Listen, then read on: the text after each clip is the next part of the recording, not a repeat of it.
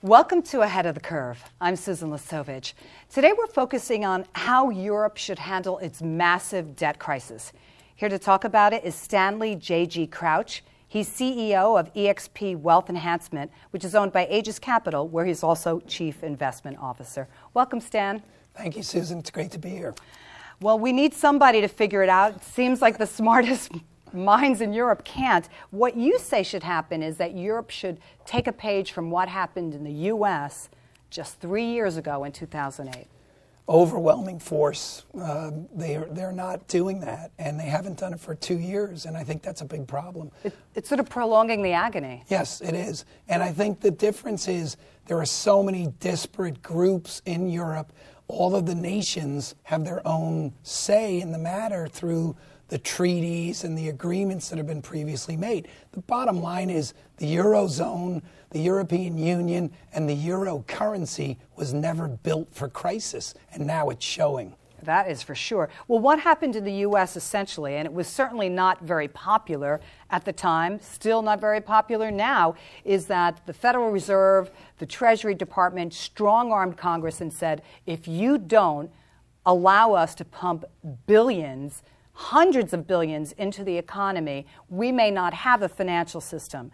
And that's not happening in Europe. How could that happen in Europe? Well, that's exactly right. You give a great overview. We did do that. It was unprecedented. We were in uncharted waters, and the after effects are mixed, but we saved crisis right there and then. I think Europe needs to take a page from that, and I think they need to do something much, much greater in terms of magnitude and force. The problem is that you've got different viewpoints within the union itself, and the bottom line is that the Germans have not wanted to what's called monetize or allow printing of money to be done to get themselves or the Eurozone out of this problem. Well, one would certainly sympathize with Germany. They've been doing things right, and they've had it with Greece, basically being a bankrupt nation. But so let's get back to the reality. What can Europe do? The EU, the European Union, the European Central Bank, the Eurozone, nobody's really stepped forward with a unanimous plan. So who comes in and saves the day? Well, let's put it this way. Back to Germany, let's say they were half right. They're right probably in the long run about just printing money to paper this over, but they're wrong in terms of not recognizing the imbalance that was inherent in the euro itself from day one. They've been a net beneficiary of that balance, i.e. having a cheaper currency, which has buoyed their export model, and certain other folks like the Greeks and some of the peripheral nations have had a premium, and that's hurt their competitiveness. So now we're at this stage where what can they do now? For me, it's pretty simple. I think they have to break this union apart in either two factions or in a faction, if they want to keep calling it a euro, of Germany and like-minded participants like Finland, Luxembourg, Austria. So a caste system is what you're talking about. Well, just a separation of similar economic ideas and constructs as opposed to wildly different fiscal aptitudes and attitudes. But what's the benefit of that? So if you link the strong with the strong, and then you have, say, the lower grade nations, what benefit do they have? Well, that's where the market forces come in. I mean, Italy, I don't think we could call a lower grade nation. We might not even want to call Greece a lower grade nation. I mean, Greece is a fantastic country. They do have industry there. They do have, obviously, tourism. The problem that they've had is that their exports have become far too expensive relative to their balance of payments internally, and they can't support their society. Now, do they need reform? Yes, of course they do. But I think this whole thing's been done backwards. What's happened is that people have been brought to the table by force to say, reform first. I say no, that's the last step. The first step is write down the unsustainable amount of the debt. hold your nose and say goodbye. Take your write-off, like we did with GM. GM's a great example. We're never going to see that money again, but at least we'll help save tens of thousands of jobs. GM was unsustainable in the capital structure it had. Even before the financial crisis imploded it at the final hour, the point being that GM had to recapitalize its balance sheet. They had to write off the massive amounts of debt that had accrued over the years. The Greeks have to do the same thing. Sort of like cancer, right, with chemotherapy. The chemotherapy is pretty devastating, but at least it's supposed to save the patient. Is that what you're talking about here with writing off this massive amount? Sure, and any competent doctor worth his salt would not administer chemotherapy and leave the tumor embedded in the patient malignant as it is, and that's what the Eurozone's trying to do. But couldn't the doctor in this case, just to continue this metaphor, be the IMF or the World Bank? I mean, what have they done here? I mean, can't they step in? Because it's very difficult to get agreement from these vastly different countries who've actually been at war with each other in the last century. They have different languages, different ways to operate, different cultures. So couldn't you have yet, like, the big gorilla come in? I believe the IMF, really authorized by the G20, the group of the 20 largest economies in the world, which is pretty much representative of most or a great preponderance of the world GDP, gross domestic product, has to be the entity that steps in.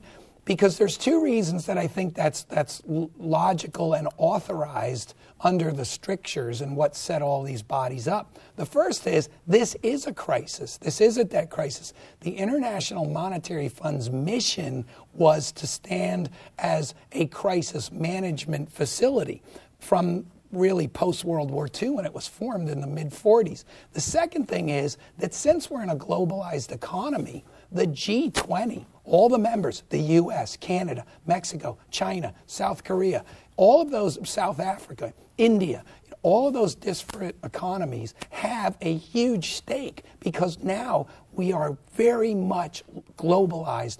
We're not, no country is an island in trade, in finance, in markets. We're completely integrated. So we've got to come to the table with an overwhelming solution. But I think part of the fundamental solution has to be to recognize that someone like Greece has an unsustainable debt load, soon to be Portugal, soon to be Ireland. So if that recognition doesn't happen, do you see the very real possibility that there will be no Eurozone?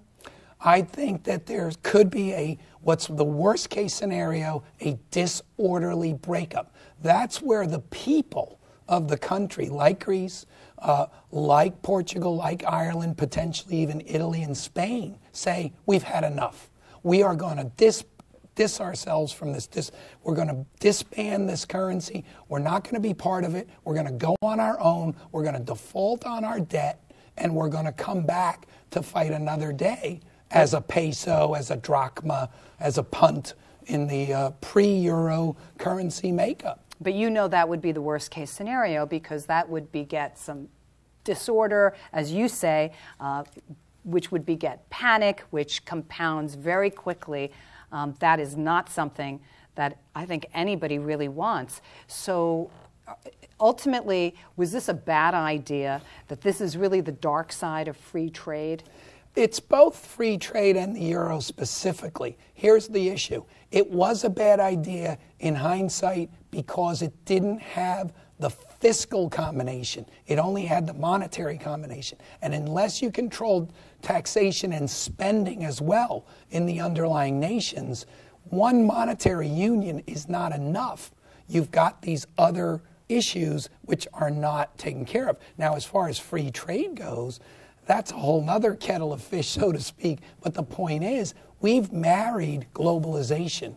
And for better or worse, we've made our globalized bed. So we have to lie in it. But we have to lie in it recognizing that imbalances will occur. So we've got to create the mechanisms to recognize those imbalances, and we're not doing that. What we're trying to do is say everything will be papered over, and we'll try to get through this because in some way growth and the engines of growth will be restarted, and that'll take care of it. But I say no. I say this is a math problem that is getting exponentially worse, not better. So my advice is bring in the G20 initiative that authorizes the IMF and the World Bank to come in with overwhelming force in conjunction with the mechanisms that Europe has, like the ECB and what'll be the ESM, which is the European Stability Mechanism, and have a concerted effort that gets this done in one fell swoop. And it's probably on the order of between 2 and 3 trillion euro. Because not only do you have to take care of the imbalances in the sovereign debt complex, you also have to recapitalize the banks. It's what I would call fiscal shock and awe. Exactly. Stan, I think you should be on the next plane to Brussels. We've been speaking to Stanley J.G. Crouch. He is CEO of EXP Wealth Enhancement, owned by Aegis Capital, where he's also Chief Investment Officer. Thanks so much, Stan. Thank you. And you've been watching Ahead of the Curve. I'm Susan Lisovicz. Thanks so much for joining us.